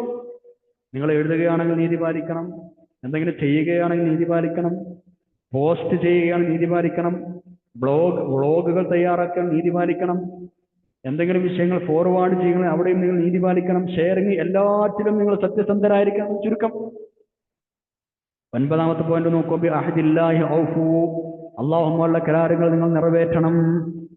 അള്ളാഹുമായുള്ള അഹദ്, കരാറ്, പ്രതിജ്ഞ എന്ന് പറഞ്ഞാൽ ദീനിന്റെ എല്ലാ നിയമവും അതിൽ പെട്ടു എന്നാണ്. അഹദുല്ലാഹ്, എല്ലാ വിഷയങ്ങളും. പല പ്രാവശ്യം ഇത് നമ്മൾ മുമ്പ് വിശദീകരിച്ചിട്ടുണ്ട്. മനുഷ്യൻ അള്ളാഹുവിനോടും അള്ളാഹുവിനെ മുൻനിർത്തിയും ചെയ്യുന്ന പ്രതിജ്ഞകൾ, അതുപോലെ തന്നെ സ്വാഭാവികമായും അല്ലാഹുവിനോട് മനുഷ്യൻ പാലിക്കേണ്ട ബാധ്യതകൾ എല്ലാം ഇതിൽപ്പെടും. മനുഷ്യനോട് ചെയ്യുന്ന അഗ്രിമെന്റുകളും കരാറുകളും ഒക്കെ കോൺട്രാക്ട് മൊത്തത്തിൽപ്പെടും. അള്ളാഹു പറയുന്നു, വഔഫൂ ബിഅഹ്ദില്ലാഹി ഇദാ അഹദ്തും, നിങ്ങൾ പരസ്പരം കരാർ നടത്തിയാൽ അള്ളാഹുവിന്റെ വക കരാർ നിങ്ങൾ നിറവേറ്റുകയും. അപ്പൊ എല്ലാം നിറവേറ്റപ്പെടുന്ന കരാറുകൾ തന്നെയാണ്, എല്ലാം അള്ളാഹുവിന്റെ കരാർ എന്ന് പറയാവുന്നതുമാണ്. കപടവിശ്വാസികളുടെ അലാമത്തുകൾ എണ്ണിയ കൂട്ടത്തിൽ 4 കാര്യങ്ങൾ പറഞ്ഞതിൽ ഒന്ന് ഇതാണ്. ഈ ഒരു സ്വഭാവം ഒരാളിലുണ്ടെങ്കിൽ അവൻ കപടവിശ്വാസിയാണ് എന്നാണ്. എന്ത്? കരാറുകൾ ചെയ്താൽ പാലിക്കാതിരിക്കുക. ഇന്ന് സാർവത്രികമായി നടക്കുന്ന വിഷയമാണ്, പ്രത്യേകിച്ച് തൊഴിൽ മേഖലയിൽ. ഒരു എംപ്ലോയർ ഒരു എംപ്ലോയിയെ, ഒരു തൊഴിൽദാതാവ് തൊഴിലാളിയെ ഒരു പണിക്ക് നിയമിക്കുമ്പോൾ കോൺട്രാക്റ്റുകൾ എഴുതുമ്പോൾ കോൺട്രാക്റ്റിലൊന്നും ആക്ച്വലി അയാൾക്ക് കിട്ടുന്നത് മറ്റൊന്നായിരിക്കും. ഇത് ചെയ്യാൻ പാടില്ല, തെറ്റാണത്. ഒരു കരാർ നിങ്ങൾ നടത്തിയാൽ ആ കരാർ അനുസരിച്ച് നടക്കണം, അല്ലെങ്കിൽ അള്ളാഹു മുമ്പിൽ നിങ്ങൾ നിന്ന് വിയർക്കേണ്ടി വരും. നമ്മളെല്ലാവരും ശ്രദ്ധിക്കുക. 153-ാമത്തെ ആയത്തിലേക്ക് നമുക്ക് കടക്കാം. ഇതുവരെ നമ്മൾ 9 കാര്യങ്ങളാണ് എണ്ണി പറഞ്ഞത്. ഇനി 10ാമതായി ഇതുവരെ പറഞ്ഞതിനെല്ലാം പരിസമാപ്തമായ ഒരു കാര്യം പറയുകയാണ്. സമൂഹത്തിന് സുരക്ഷയ്ക്കും ഭദ്രതയ്ക്കും ആവശ്യമായ മേൽപ്പറഞ്ഞ കാര്യങ്ങളെല്ലാം നിങ്ങൾക്ക് പറഞ്ഞു തന്ന ശേഷം 10ാമത്തെ കാര്യം പറഞ്ഞ് വിഷയം അവസാനിപ്പിക്കുന്നു. എന്താണത്? വഅന്ന ഹാദാ സിറാത്തീ മുസ്തഖീമാ, ഇതുവരെ ഞാൻ പറഞ്ഞു തന്നത് ഇതാണ്, ഞാൻ നിങ്ങൾക്ക് വിശദീകരിച്ചു തന്ന എന്റെ നേരെ ചൊവ്വായ വഴി, വക്രതയില്ലാത്ത വഴി. ഈ വഴിയിലേക്കാണ് ഞാൻ നിങ്ങളെ ക്ഷണിക്കുന്നത്, ഇത് നിങ്ങൾ പിൻപറ്റണം. ഇതാണ് ഏക രക്ഷാമാർഗം. ഇതല്ലാത്ത മാർഗങ്ങൾ വേറെയും ഒരുപാടുണ്ട്. അതിൽ നിങ്ങൾ ഏത് സ്വീകരിച്ചാലും നിങ്ങൾ നേർമാർഗത്തിൽ നിന്ന് വേറിട്ട് വഴി തെറ്റിപ്പോകാൻ സാധ്യതയുണ്ട്. അതുകൊണ്ട് അതൊന്നും നിങ്ങൾ പിൻപറ്റരുത്. നന്നാകണമെന്ന് എല്ലാവർക്കും ആഗ്രഹമുണ്ട്. അത് സാധ്യമാകണമെങ്കിൽ നിങ്ങൾ ഈ പറഞ്ഞ വഴി സ്വീകരിക്കണം. അപ്പോ ഇതുവരെ പറഞ്ഞ 10 കാര്യങ്ങൾ, ഇതെല്ലാം ഇങ്ങനെയൊക്കെ ഇത്രയൊക്കെ അള്ളാഹു തആല വിവരിച്ച് വിശദീകരിച്ച് തരുന്നത് നിങ്ങളോട് ഒരു വസിയ്യത്ത് എന്ന നിലക്കാണ് കേട്ടോ. അതും ഇതിന്റെ അവസാനം പറയുന്നുണ്ട്. നിങ്ങളെ വിഷമിപ്പിക്കാൻ ഉദ്ദേശിച്ചുകൊണ്ടോ ഇതുകൊണ്ട് അള്ളാഹുവിന് വല്ല നേട്ടം ഉണ്ടായതുകൊണ്ടോ ചെയ്യുന്ന വസിയ്യത്തല്ല, നിങ്ങളുടെ ഗുണത്തിന് വേണ്ടി ചെയ്യുന്ന വസിയ്യത്താണ്. അതുകൊണ്ട് നിങ്ങൾ സൂക്ഷ്മത പാലിക്കുന്ന തഖ്വയുള്ളവരായി മാറാൻ വേണ്ടിയാണ് വസിയ്യത്ത് ചെയ്യുന്നത് എന്നും പറയുന്നു. നോക്കൂ 153-ാമത്തെ ആയത്ത്. ബിസ്മില്ലാഹിർ റഹ്മാനിർ റഹീം. വഅന്ന ഹാദാ സിറാത്തീ മുസ്തഖീമാ ഫത്തബിഊഹു വലാ തത്തബിഉസ് സുബല ഫതഫറഖ ബികും അൻ സബീലി ദാലികും വസ്സാകും ബിഹി ലഅല്ലകും തത്തഖൂൻ. വഅന്ന ഹാദാ സിറാത്തീ മുസ്തഖീമാ, നിശ്ചയം ഇതാണ് എന്റെ നേരായ വഴി എന്നും ഞാൻ നിങ്ങൾക്ക് പറഞ്ഞു. മുസ്തഖീം എന്ന് പറഞ്ഞാൽ നേരെ ചൊവ്വായ, സിറാത്തി എന്റെ വഴി. ഫത്തബിഉ, അതുകൊണ്ട് നിങ്ങൾ അത് പിൻപറ്റണം. വലാ തത്തബിഉ, നിങ്ങൾ പിൻപറ്റരുത് അസ്സുബുല, വേറെ ഒരുപാട് മാർഗങ്ങളെ, മറ്റു പല മാർഗങ്ങളുണ്ട്, അതൊന്നും നിങ്ങൾ പിൻപറ്റാൻ പാടില്ല. എന്താ അങ്ങനെ പിൻപറ്റിയാൽ സംഭവിക്കുക? ഫതഫറഖ ബികും അൻ സബീലിഹി, അവ എത്രയും അള്ളാഹുവിന്റെ മാർഗത്തിൽ നിന്ന് നിങ്ങളെ ഭിന്നിപ്പിക്കും. അതുകൊണ്ട് നിങ്ങളത് പിൻപറ്റരുത്. ലാലിക്കും, ഇതൊക്കെ വസ്വാക്കും ബിഹി, അള്ളാഹു നിങ്ങളുടെ വസിയ്യത്ത് ചെയ്ത് പറയുന്നു. ലഅല്ലകും തത്തഖൂൻ, നിങ്ങൾ നന്നാവാൻ വേണ്ടി, നിങ്ങൾ സൂക്ഷ്മതയുള്ളവരാവാൻ വേണ്ടി, നിങ്ങൾ തഖ്വയുള്ളവരാവാൻ വേണ്ടി അവൻ സമർപ്പിക്കുന്ന നിങ്ങളോട് പറഞ്ഞു തരുന്ന ഉപദേശങ്ങളാണ് ഇതൊക്കെ. അതാലോചിച്ചോക്കല്ലേ, മനുഷ്യൻ ചിന്തിച്ച് മനസ്സിലാക്കാനും നന്നാവാനും വേണ്ടി അള്ളാഹു തആല വിവിധ രൂപത്തിൽ കാര്യങ്ങൾ വിശദീകരിച്ച് തരാണ്. ആണല്ലോ. വഅന്ന ഹാദാ സിറാത്തീ മുസ്തഖീമാ. നബി സല്ലല്ലാഹു അലൈഹി വസല്ലം ഒരിക്കൽ സ്വഹാബത്തും ഇങ്ങനെ കൂടെ ഇരിക്കുന്ന സമയത്ത് ഒരു വരം നിന്ന് വരച്ചു, ഒരു നേർരേഖ. എന്നിട്ട് പറഞ്ഞു, ഈ ആയത്ത് ഓതി, വഅന്ന ഹാദാ സിറാത്തീ മുസ്തഖീമൻ ഫത്തബിഊ, ഇത് അള്ളാഹുവിന്റെ സിറാത്ത് മുസ്തഖീം നേർരേഖയാണ്, ഇത് നിങ്ങൾ പിൻപറ്റണം. എന്നിട്ട് ആ നേർരേഖയുടെ ഇടത്തും വലത്തുമായി കുറെ വരകൾ വരച്ചു. എന്നിട്ട് പറഞ്ഞു, ഇതും ചില മാർഗങ്ങളാണ്, സുബുൽ, ഇതും മാർഗങ്ങളാണ്. ഇത് ഓരോ മാർഗത്തിലും പിശാചിരിക്കുന്നുണ്ട്. ആ മാർഗത്തിൽ നിങ്ങൾ പ്രവേശിച്ചാൽ പിശാച് നിങ്ങൾ അവന്റെ വഴിയിലേക്ക് കൂട്ടിക്കൊണ്ടുപോകും. പരിശുദ്ധമായ അഹ്ലുസുന്നത്ത് വൽ ജമാഅത്തിന്റെ മാർഗമാണ് ഇവിടെ റസൂലുള്ളാഹി സ്വല്ലല്ലാഹു അലൈഹി വസല്ലം തങ്ങൾ വരച്ച നേർരേഖ. മഹാന്മാരായ ഉലമാ അങ്ങനെ രേഖപ്പെടുത്തിയിട്ടുണ്ട്. അഹ്ലുസുന്നത്ത് വൽ ജമാഅത്ത് അല്ലാത്ത എല്ലാ പുത്തൻ പ്രസ്ഥാനങ്ങളും പൈശാചികമായ മാർഗങ്ങളാണ് എന്ന് ഈ ആയത്തിന്റെയും ഹദീസിന്റെയും അടിസ്ഥാനത്തിൽ സാന്ദർഭികമായി മനസ്സിലാക്കുകയും ചെയ്യാം. നല്ല വഴി ഒന്നേ ഉണ്ടാവും, അല്ലാത്ത വഴികൾ കുറെ ഉണ്ടാവും. അതുകൊണ്ടാണ് സുബുൽ എന്ന് പറഞ്ഞത്, ഒരുപാട് വഴികൾ എന്നർത്ഥത്തിൽ ജംഅ ഉപയോഗിച്ചത്. അപ്പൊ കുറെ വഴികൾ വേറെ ഉണ്ടെങ്കിലും അത് കണ്ട് നമ്മൾ വഞ്ചിതരാവണ്ട. നല്ലത് ഒന്നേ ഉണ്ടാവുള്ളൂ, നല്ലത് കുറച്ചേ ഉണ്ടാവുള്ളൂ, അല്ലേ? അല്ലാത്തവർ എമ്പാടുണ്ടാവും. നന്മ ചെയ്യുന്ന ആളുകൾ കുറച്ചേ ഉണ്ടാവുള്ളൂ, ചീത്ത ചെയ്യുന്ന ഒരുപാട് ആളുകളുണ്ടാവും എന്ന് വിചാരിച്ച് കുറെ ആളുകൾ ഉണ്ടായി എന്ന് വിചാരിച്ച് നല്ലതാന്ന് വരൂലല്ലോ. അതുകൊണ്ട് നമ്മൾ ശ്രദ്ധിക്കണം. ഈ സിറാത്ത് മുസ്തഖീമാണ്, ഈ നേരായ മാർഗമാണ് എല്ലാ നിസ്കാരത്തിലും ഫാത്തിഹയിൽ നമ്മൾ ചോദിക്കുന്നത്. ഇഹ്ദിന സിറാത്തൽ മുസ്തഖീം, അതായത് അഹ്ലുസുന്നത്ത് വൽ ജമാഅത്തിന്റെ വഴി. മാ അന അലൈഹി വഅസ്ഹാബി, ഞാനും എൻ്റെ സ്വഹാബത്തും കാണിച്ചു തന്ന മാർഗം. അവരുടെ ആ ചര്യ പിൻപറ്റി പരിശുദ്ധ ഖുർആനും സുന്നത്തും മറ്റു പ്രമാണങ്ങളും പഠിച്ച് മനസ്സിലാക്കി നമുക്ക് വിശദീകരിച്ചു തന്ന മഹാന്മാരായ അയിമ്മത്തും അവർക്ക് ഉൾക്കൊള്ളുന്നതാണ് അഹ്ലുസുന്നത്ത് വൽ ജമാഅ. ഇതേ വഴിയിൽ തന്നെയാണ്, ഈ നേരായ മുസ്തഖീമായ വഴിയിൽ തന്നെയാണ് ഇബ്ലീസ് നമ്മളെ വഴിതെറ്റിക്കാൻ ഇരിക്കുന്നത്. അത് അല്ലാഹു തആല നമ്മൾ അങ്ങനെ തന്നെ മുന്നറിയിപ്പ് തന്നിട്ടുണ്ട്, നമുക്ക് വാൺ ചെയ്തിട്ടുണ്ട്. സൂറത്തുൽ അറാഫിൽ 16-ലും 17-ലും ബിസ്മില്ലാഹിർ റഹ്മാനിർ റഹീം ഖാല ഫബിമാ അഗ്വൈതനി ലഅഖുദന്ന ലഹും സിറാത്തകൽ മുസ്തഖീം. നീ എന്നെ സ്വർഗ്ഗത്തിൽ നിന്ന് പുറത്താക്കിയത് കൊണ്ടേ ഞാൻ നിന്റെ അടിമകളെ പഴിപ്പിക്കാൻ നേരായ വഴിയിൽ ചെന്നിരിക്കും. പള്ളിയിൽ തന്നെ ഉണ്ടാവുക ഇംഗ്ലീഷ് നമ്മളെ പഴിപ്പിക്കാൻ, സിനിമയുടെ മുന്നിൽ മാത്രമല്ല, നേരായ വഴികളിൽ ഉണ്ടാവും. നമ്മളിപ്പോൾ പഠിച്ചു കഴിഞ്ഞ ഈ ആയത്തുകൾ 151, 152, 153 വളരെ ഗൗരവതരമായ കാര്യങ്ങളാണ് ഉൾക്കൊണ്ടിട്ടുള്ളത്. മഹാനായ ഇമാം ഇബ്നു മസ്ഊദ് റളിയല്ലാഹു അൻഹു പറയുകയാണ്, നബി സല്ലല്ലാഹു അലൈഹി വസല്ലം തങ്ങളുടെ മുദ്രയുള്ള വസിയ്യത്ത് കാണണമെന്ന് ആഗ്രഹിക്കുന്നവർ ഈ ആയത്തുകൾ പാരായണം ചെയ്തു കൊള്ളട്ടെ എന്ന് പറഞ്ഞ് 3 ആയത്തുകൾ മോദിയാണ്. ഒരു വസിയ്യത്താണ്, തങ്ങൾ മുദ്ര വെച്ച വസിയ്യത്ത് എന്ന് പറയും. അല്ലാഹു അങ്ങനെയാണ് ആയത്തിന്റെ അവസാനം പറഞ്ഞത്, വസ്വാക്കും, ഗൗരവമാണ് എന്നർത്ഥം. നബി സല്ലല്ലാഹു അലൈഹി വസല്ലം ചോദിച്ചത്ര സഹാബികളോട്, ഈ 3 ആയത്തുകളുടെ അടിസ്ഥാനത്തിൽ എന്നോട് ഉടമ്പടി ചെയ്യാൻ തയ്യാറുള്ള ആളുകൾ ആരാണുള്ളത്? എന്നിട്ട് ഈ 3 സൂക്തങ്ങൾ പാരായണം ചെയ്തിട്ട് പറഞ്ഞു, ഇതിൽ പറഞ്ഞ കാര്യങ്ങൾ ആര് ശരിക്കും നിർവഹിച്ചുവോ അവന് മികച്ച പ്രതിഫലം റബ്ബിന്റെ അടുക്കലുണ്ട്. ആരെങ്കിലും വീഴ്ച വരുത്തിയാലോ ഇഹലോകത്ത് വെച്ച് അള്ളാഹുവിനെ പിടികൂടുകയാണെങ്കിൽ ആ വീഴ്ച വരുത്തിയതിന് ശിക്ഷയായിരിക്കും അത്. പരലോകത്തേക്ക് അവനെ പിന്തിച്ച് ഇവിടെ പിടികൂടാതെ വിടുകയാണെങ്കിലോ പിന്നെ അള്ളാഹുവിന്റെ അടുക്കലാണ് കാര്യം. അവൻ ഉദ്ദേശിച്ചാൽ അവൻ ശിക്ഷിക്കും, അല്ലെങ്കിൽ പുറത്തു കൊടുക്കും. ഗൗരവമുള്ള വിഷയമാണ് എന്നർത്ഥം. 154, 155 ആയത്തുകളിലേക്ക് നമ്മൾ കടക്കുകയാണ്. അള്ളാഹു മനുഷ്യരെ ക്ഷണിച്ചുകൊണ്ടിരിക്കുന്ന നേരായ മാർഗം ഇന്നതാണ് എന്ന് പറഞ്ഞു തന്നതിന് ശേഷം ഇനി അള്ളാഹു തആല പറയുന്നത് എന്താണെന്നൊരു പിന്നെ മറ്റൊരു വിഷയം എന്ന് പറഞ്ഞിട്ടൊരു വിഷയം പറയാം. എന്താണ്? മൂസാ നബി അലൈഹി ഇസ്ലാമിന് നമ്മൾ തൗറാത്ത് നൽകിയ വിവരം നിങ്ങൾക്കറിയാലോ. നല്ല കാര്യങ്ങൾ ചെയ്യുന്ന നല്ല ആളുകളെ സംബന്ധിച്ചിടത്തോളം ആ തൗറാത്തിൽ അവർക്ക് ലഭിച്ച അനുഗ്രഹങ്ങളുടെ ഒരു പൂർത്തീകരണമാണത്. ആ തൗറാത്ത് നമ്മൾ അവർക്ക് നൽകിയത് നല്ല ആളുകളെ സംബന്ധിച്ചിടത്തോളം അവർക്ക് നൽകിയ അനുഗ്രഹങ്ങളുടെ പൂർത്തീകരണമായിട്ടാണ്. ആവശ്യമായ എല്ലാ കാര്യങ്ങളും ആ തൗറാത്തിൽ നമ്മൾ വിശദീകരിച്ചിട്ടുണ്ട്. സന്മാർഗത്തിലേക്കുള്ള ഒരു വഴികാട്ടിയാണത്. അള്ളാഹുവിൽ നിന്ന് ജനങ്ങൾക്ക് ലഭിച്ച വലിയ കാരുണ്യമാണ് ആ ഗ്രന്ഥം. അതുപോലെ തന്നെ, ഇനിയാണ് പോയിന്റ്, അതുപോലെ തന്നെ നാം നിങ്ങൾക്ക് അവതരിപ്പിച്ചു തന്ന മുബാറക്കായ അനുഗ്രഹീതമായ ഗ്രന്ഥമാണ് ഈ പരിശുദ്ധ ഖുർആൻ. ഈ ഖുർആനും നിങ്ങൾ ഇതേപോലെ തന്നെ മനസ്സിലാക്കേണ്ടതാണ്. ഇത് മുമ്പൊന്നും നടപ്പിലില്ലാത്ത പുതുതായി അവതരിച്ചൊരു ഗ്രന്ഥമല്ല. മുമ്പ് തൗറാത്ത് അവതരിച്ചതുപോലെ തന്നെ മുബാറക്കായി റഹ്മത്തായി റബ്ബ് അവതരിപ്പിച്ചതാണ് പരിശുദ്ധ ഖുർആൻ.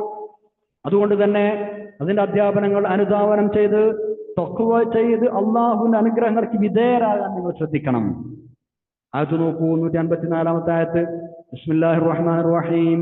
ثم آتينا موسى الكتاب تماما على الذي أحسن وتفصيلا لكل شيء وهدى ورحمة لعلهم بلقاء ربهم يؤمنون. ثم പിന്നെ ഒരു കാര്യം നമ്മളങ്ങനെ വർത്താനം പറയുന്ന ഇടയിൽ പറയില്ല, പിന്നൊരു കാര്യം എന്ന് പറയില്ല എന്നതുപോലെ റബ്ബ് പറയാണ്, ആതൈന നമ്മൾ നൽകിയിട്ടുണ്ട് മൂസാ നബിക്കൽ കിതാബ ഗ്രന്ഥം. നമ്മൾ തൗറാത്ത് കൊടുത്തിട്ടുണ്ട്. എങ്ങനെയാണത് കൊടുത്തത്? എന്തിനാ കൊടുത്തത്? തമാമൻ, ഒരു പൂർത്തീകരണമായി, അനുഗ്രഹ പൂർത്തീകരണമായി. അലല്ലദീ അഹ്സന, നല്ലത് ചെയ്തവർക്ക് നമ്മുടെ അനുഗ്രഹം പൂർത്തീകരിച്ചുകൊണ്ടാണ് തൗറാത്ത് കൊടുത്തത്. വതഫ്സീലൻ വിശദീകരിച്ചുകൊണ്ടും, ആവശ്യമായ ലിക്കുല്ലി ഷൈഇൻ എല്ലാ കാര്യങ്ങളും, ആവശ്യമായ എല്ലാ കാര്യങ്ങളും വിശദീകരിച്ചുകൊണ്ടും, നല്ലത് ചെയ്ത ആളുകൾക്ക് നമ്മുടെ അനുഗ്രഹം പൂർത്തീകരിച്ചുകൊണ്ടും നമ്മൾ തൗറാത്ത് മൂസാ നബി അലൈഹി ഇസ്ലാമിന് നൽകിയിട്ടുണ്ട്. വഹുദൻ സന്മാർഗമായും നൽകിയിട്ടുണ്ട്, മാർഗദർശനമായും നൽകിയിട്ടുണ്ട്. വറഹ്മത്തൻ കാരുണ്യമായും നമ്മൾ കൊടുത്തിട്ടുണ്ട് മൂസാ നബിക്ക് തൗറാത്ത് അലൈഹിസ്സലാം. എന്തിനാണത് കൊടുത്തത്? ലഅല്ലഹും, ആ ഖൗം ആവാൻ വേണ്ടി, ബിലിഖാഇ റബ്ബിഹിം യുഅ്മിനൂൻ, അവരുടെ രക്ഷിതാവുമായി കണ്ടുമുട്ടുമെന്ന് അവർ വിശ്വസിക്കുന്നവരാവാൻ വേണ്ടി. ലിഖാ എന്ന് പറഞ്ഞാൽ കണ്ടുമുട്ടുക. ലഅല്ലഹും ബിലിഖാഇ റബ്ബിഹിം യുഅ്മിനൂൻ, തങ്ങളുടെ രക്ഷിതാവുമായി കണ്ടുമുട്ടുമെന്ന് അവർ വിശ്വസിക്കുന്നവരാവാൻ വേണ്ടിയാണ് അങ്ങനെ നാം ചെയ്തത്, ആ തൗറാത്ത് കൊടുത്തത്. സുമ്മ എന്ന് പറഞ്ഞത് വേറൊരു വിഷയം പറയാണ് എന്നത് സൂചിപ്പിക്കാനാണ് മാത്രം, അല്ലാതെ കാലക്രമം കുറിക്കാനല്ല. അതിനുശേഷം ഇന്നത് എന്ന് പറഞ്ഞിട്ട് കാലം കുറിക്കാനല്ല പറഞ്ഞത്. അപ്പൊ മൂസാ നബി അലൈഹി ഇസ്ലാമിന് തൗറാത്ത് കൊടുത്ത വിഷയം 154 പറഞ്ഞല്ലോ. ഇനി ശേഷം ഖുർആനെ കുറിച്ചാണ് 155 പറയുന്നത്. വഹാദാ കിതാബുൻ അൻസൽനാഹു മുബാറകുൻ ഫത്തബിഊഹു വത്തഖൂ ലഅല്ലകും തുർഹമൂൻ. അതുകൊണ്ട് വഹാദാ, ഇതാ ഇത്, കിതാബുൻ ഗ്രന്ഥമാണ്, അൻസൽനാഹു നമ്മൾ അവതരിപ്പിച്ച, മുബാറകുൻ അത് അനുഗ്രഹീതമാണ്. മൂസാ നബി അലൈഹി ഇസ്ലാം തൗറാത്ത് കൊടുത്തതുപോലെ നിങ്ങൾക്ക് അവതരിപ്പിച്ച അനുഗ്രഹീതമായ ഗ്രന്ഥമാണിത്. അതുകൊണ്ട് നിങ്ങൾ എന്താ ചെയ്യേണ്ടത്? ഫത്തബിഊഹു, നിങ്ങൾ അത് പിൻപറ്റണം. മുൻപൊന്നും നടപ്പില്ലാത്ത പുതിയതായിട്ട് ഒന്നൊരു ഗ്രന്ഥമല്ലത്. മുമ്പ് ഇതേപോലെ ഗ്രന്ഥങ്ങൾ കൊടുത്തിട്ടുണ്ട് തൗറാത്ത് നൽകിയതുപോലെ. അതേപോലെ അവതരിപ്പിക്കപ്പെട്ട മുബാറക്കായ ഒരു ഗ്രന്ഥമാണിത്. അതുകൊണ്ട് ഫത്തബിഊഹു, നിങ്ങൾ അത് പിൻപറ്റണേ. വത്തഖൂ, നിങ്ങൾ തഖ്വ ചെയ്ത് ജീവിക്കുകയും വേണം, സൂക്ഷ്മതയുള്ളവരായി ജീവിക്കണം. എന്തിനാ? ലഅല്ലകും തുർഹമൂൻ, നിങ്ങൾക്ക് കാരുണ്യം വർഷിക്കപ്പെടാൻ വേണ്ടി, കാരുണ്യം ചെയ്യപ്പെടാൻ വേണ്ടി. നമ്മൾ ജീവിച്ച അല്ലാഹു നിങ്ങൾക്ക് കാരുണ്യം ചെയ്യുമെന്നർത്ഥം. വളരെ പ്രയോജനകരമായ ഒരു ദിവ്യഗ്രന്ഥമാണ് പരിശുദ്ധ ഖുർആൻ. മുബാറക് എന്ന് പറഞ്ഞാൽ എന്താ അർത്ഥം? അനുഗ്രഹീതം എന്നാണ്. എല്ലാവിധ അനുഗ്രഹങ്ങളുടെയും നിധിയാണ് പരിശുദ്ധമായ ഖുർആൻ. അതുകൊണ്ടാണ് ആ ഗ്രന്ഥം നിങ്ങൾ പിൻപറ്റണമെന്ന് പറഞ്ഞത്. സ്വാഭാവികമായും അങ്ങനെയുള്ള ഒരു ഗ്രന്ഥം പിൻപറ്റുമ്പോൾ തഖ്വയുണ്ടാവും, സൂക്ഷ്മതയുണ്ടാവും. അതുകൊണ്ടാണ് നിങ്ങൾ തഖ്വയുള്ളവരാണ് എന്നതിന് ശേഷം പറഞ്ഞത്. അങ്ങനെ മുത്തഖീങ്ങളായാലോ അള്ളാഹുവിന്റെ റഹ്മത്ത് നമുക്ക് കിട്ടും. അതുകൊണ്ടാണ് ലഅല്ലകും തുർഹമൂൻ എന്ന് പറഞ്ഞത്. നോക്കൂ, പരിശുദ്ധ ഖുർആന്റെ ആയത്തുകളുടെ ഘടന എത്ര രസമാണ്, എത്ര ഭംഗിയാണ്, അല്ലേ? എന്തൊരു അത്ഭുതമാണ്. വഹാദാ കിതാബുൻ അൻസൽനാഹു മുബാറകുൻ. മുബാറക് എന്ന് പറഞ്ഞാൽ അനുഗ്രഹീതം എന്നാണ് മനസ്സിലാക്കപ്പെട്ടത്. സാന്ദർഭികമായ ഒരു കാര്യം പറയട്ടെ, മബ്റൂക്ക് എന്ന് നമ്മൾ സാധാരണ പറയാറുണ്ട് ആശംസിക്കാൻ വേണ്ടി. അത് ശരിയല്ല.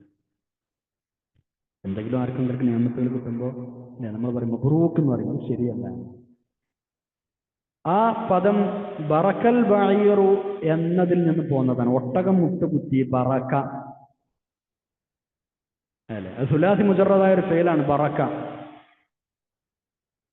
അതിൽ നിന്ന് മബ്റൂക്ക് എന്ന് പറഞ്ഞാൽ എന്താ അർത്ഥം? മഫ്ഊൽ വസ്നിൽ മബ്റൂക്ക് എന്ന് പറഞ്ഞാൽ മുട്ടുകുത്തപ്പെട്ടത് എന്നുള്ള അർത്ഥം കിട്ടുക, അല്ലേ? ബറക്കൽ ബായൂറിൽ നിന്ന് പോകുന്നതാണ്. ഒട്ടകം മുട്ടുകുത്തി എന്നാണ് ശരിക്കും ഒറിജിനൽ അർത്ഥം. അപ്പൊ അതിനാണ് മബ്റൂക്ക് എന്നുള്ളത് ഉരുത്തിരിഞ്ഞു വരിക. പിന്നെ എന്താ പറയേണ്ടത്? ആശംസകൾ പറയാൻ, കൺഗ്രാജുലേഷൻസ് പറയാൻ എന്താ പറയേണ്ടത്? മുബാറക് എന്നാണ് പറയേണ്ടത്. ബാറക എന്നതാണ് അതിന്റെ അടിസ്ഥാനമായ ഫീല്. ബാറക ഫീലുൻ സുലാസി മസീദ്, മസീദ് സുലാസി പിന്നെ ഒരു ഫീലാണ്. അതിൽ നിന്ന് മുഫാൽ വസ്നിലാണ് വരിക മുബാറക്. മുബാറക്, അതിൽ ബറക്കത്തുണ്ടാവട്ടെ, ബറക്കത്താക്കപ്പെട്ടതാകട്ടെ എന്ന് പറയാൻ. തെബരീക്കിന് വേണ്ടി ദുആ ചെയ്ത് കൊടുക്കുമ്പോൾ അതാണ് ഉപയോഗിക്കുക. ബറക്കത്തിനോട് ദുആ ചെയ്ത് കൊടുക്കുമ്പോൾ മുബാറക് എന്നാണ് പറയാ. ബാറക്കല്ലാഹ് എന്നല്ല നമ്മൾ പറയാം. അപ്പൊ മുബാറക് എന്ന് പറയും. ഈദ് മുബാറക് എന്നാണ് പറയുന്നത്, അതാണ് ശരി. ഇത് മബ്റൂക്ക് എന്ന് പറയാറില്ല. കല്യാണത്തിനൊക്കെ നിക്കാഹ് കഴിഞ്ഞാൽ ദുആ ചെയ്യുന്ന കേട്ടിട്ടില്ലേ? ബാറക്കല്ലാഹു ലക്കുമാ എന്ന് പറഞ്ഞിട്ട്. ആ ബാറക്കിൽ നിന്നാണ് മുബാറക് പോകുന്നത്. നബി സല്ലല്ലാഹു അലൈഹി വസല്ലം തങ്ങൾ സഹാബികളുടെ കല്യാണം കഴിഞ്ഞ സമയത്ത് അങ്ങനെ ദുആ ചെയ്ത ഹദീസിലുണ്ട്. നബി സല്ലല്ലാഹു അലൈഹി വസല്ലം തങ്ങൾ മുബാറക് എന്നാണ് പറയാറുള്ളത്. ഹദീസിലുണ്ട്, കാന ഇദാ റഫഅ മാഇദതുഹു ഖാല അൽഹംദുലില്ലാഹി കസീറൻ ത്വയ്യിബൻ മുബാറകൻ ഫീഹി. ഭക്ഷണം കഴിച്ചു കഴിഞ്ഞ സമയത്ത് ഞാൻ പറയാം. റമളാൻ മുബാറക് എന്നാണ് പറയാ, ഈദ് മുബാറക് എന്നാണ് പറയാ. അത് നമ്മൾ തിരുത്തുക. മബ്റൂക്ക് എന്ന് പറയുന്നത് പരമാവധി ഒഴിവാക്കുക. ഇൻഷാ അല്ലാഹ്. ആകട്ടെ, വഹാദാ കിതാബുൻ അൻസൽനാഹു മുബാറകുൻ.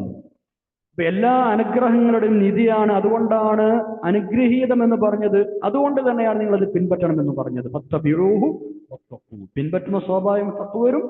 തഖ്വയുള്ളവരായ റബ്ബിന്റെ അനുഗ്രഹം കിട്ടുകയും ചെയ്യും. 156-ാമത്തെ ആയത്ത് നോക്കൂ.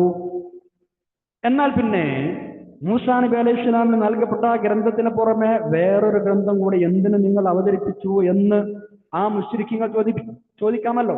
അങ്ങനെ ചോദ്യം അവിടെ വരാമല്ലോ. തൗറാത്തന്നെ മതിയായിരുന്നു, എന്തിനാണ് ഖുർആൻ പിന്നെ അവതരിപ്പിച്ചത്? അതിന് അള്ളാഹുവിന് മറുപടി പറയാം. രണ്ട് മറുപടിയാണ് പറയുന്നത്. ഒന്ന് 156-ാമത്തെ ആയത്തിൽ പറയുന്നു, രണ്ടാമത്തെ മറുപടി 157-ൽ പറയുന്നു. ഒന്നാമത്തെ മറുപടി എന്താ? അങ്ങനെ വീണ്ടും ഒരു ഖുർആൻ അവതരിപ്പിച്ചത് നിങ്ങൾ ഒഴിവ് കഴിവ് പറയാതിരിക്കാൻ വേണ്ടിയാണ്. എന്താ നിങ്ങൾ പറയാ? ജൂതന്മാർക്കും ക്രിസ്ത്യാനികൾക്കും അഹ്ലി കിതാബിന് അവർക്ക് മാത്രമല്ലേ നിങ്ങൾ വേദം കൊടുത്തത്? നീ വേദം കൊടുത്തത് റബ്ബേ, ഞങ്ങൾക്കത് വായിച്ച് മനസ്സിലാക്കാൻ കഴിഞ്ഞിരുന്നില്ല എന്ന് പറഞ്ഞ് ഒഴിഞ്ഞു മാറാതിരിക്കാൻ വേണ്ടിയാണ് നിങ്ങൾക്ക് മനസ്സിലാകുന്ന ഒരു ഗ്രന്ഥം നാം അവതരിപ്പിച്ചു തന്നത്. ആയത്ത് നോക്കൂ. ബിസ്മില്ലാഹിർ റഹ്മാനിർ റഹീം. അൻ തഖൂലു ഇന്നമാ ഉൻസിലൽ കിതാബു അലാ ത്വാഇഫതൈൻ മിൻ ഖബ്ലിനാ വഇൻ കുന്നാ അൻ ദിറാസതിൻ ലഗാഫിലീൻ. അൻ തഖൂലു, നിങ്ങൾ ഇപ്രകാരം പറയാൻ ഇടവരാതിരിക്കാനാണ് നമ്മൾ ഗ്രന്ഥം അവതരിപ്പിച്ചത്. വഹാദാ കിതാബുൻ അൻസൽനാഹു പറഞ്ഞില്ലേ, നമ്മളത് അവതരിപ്പിച്ചത് എന്തിനാണ്? അൻ തഖൂലു, നിങ്ങൾ പറയാതിരിക്കാൻ വേണ്ടി. എന്ത്? ഇന്നമാ ഉൻസിലൽ കിതാബ്, നിശ്ചയമായും ഗ്രന്ഥം ഇറക്കപ്പെട്ടത് അലാ ത്വാഇഫതൈൻ മിൻ ഖബ്ലിനാ, ഞങ്ങൾക്ക് മുമ്പുള്ള രണ്ട് വിഭാഗത്തിന്മേലാണല്ലോ ഗ്രന്ഥം അവതരിപ്പിച്ചത്, ഞങ്ങൾക്കൊന്നും കിട്ടിയില്ലല്ലോ എന്ന് പറയാതിരിക്കാൻ വേണ്ടി. രണ്ട് വിഭാഗം എന്ന് പറഞ്ഞാൽ ജൂതന്മാരും ക്രിസ്ത്യാനികളും, തൗറാത്ത് കിട്ടിയ യഹൂദികളും ഇഞ്ചീൽ കിട്ടിയ നസ്വാറാക്കളും. വഇൻ കുന്നാ അൻ ദിറാസതിൻ ലഗാഫിലീൻ, അവരുടെ അധ്യയനം സംബന്ധിച്ച് ഞങ്ങൾ അശ്രദ്ധർ തന്നെയായിരുന്നു എന്ന് പറഞ്ഞാൽ അവർ പഠിച്ചു വെച്ചിരുന്ന മതമൂല്യങ്ങളും സിദ്ധാന്തങ്ങളും ഒക്കെ ഞങ്ങൾക്ക് അറിവില്ലായിരുന്നു എന്ന് നിങ്ങൾ പറയാതിരിക്കാൻ വേണ്ടി ആണ് ഇങ്ങനെ ഖുർആൻ അവതരിപ്പിച്ചിട്ടുള്ളത്. വഇൻ കുന്നാ അൻ ദിറാസതിഹിം ലഗാഫിലീൻ, അവരുടെ അധ്യയനം സംബന്ധിച്ച് അവരുടെ സിദ്ധാന്തങ്ങൾ, അതിൽ അവർ പഠിച്ചിരുന്ന മൂല്യങ്ങൾ, ഇതൊന്നും ഞങ്ങൾക്ക് അറിയാമായിരുന്നില്ല. അതുകൊണ്ടാണ് അങ്ങനെ നിങ്ങൾ പറയാതിരിക്കാൻ വേണ്ടിയാണ് അവതരിപ്പിച്ചത്. 156-ാമത്തെ ആയത്ത് നോക്കൂ. രണ്ടാമത്തെ ന്യായം അവിടെ പറയുന്നു. തൗറാത്തും ഇഞ്ചീലിനും ഇതിൽ രണ്ടിനും പുറമെ മറ്റൊരു ഗ്രന്ഥം എന്തിനാണ് അവതരിപ്പിച്ചത് എന്നതിനുള്ള രണ്ടാം മറുപടി എന്താണ്?